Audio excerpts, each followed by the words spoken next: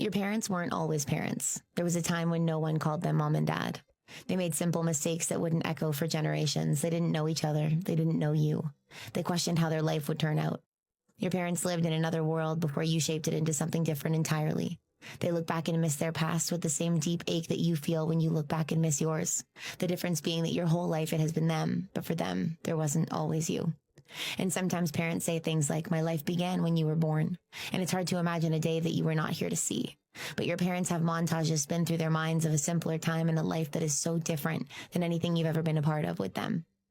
And every day that you've spent learning and growing and aging and figuring it out, they have done the same.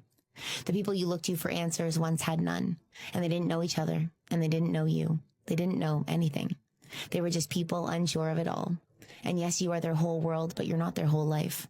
And it's a weird thought to wrap your head around because it's hard to believe that the first snowfalls and Christmas mornings and house phone calls and warm summer nights aren't the same ones that you remember so fondly. Those are the ones they gave you, but they have their own.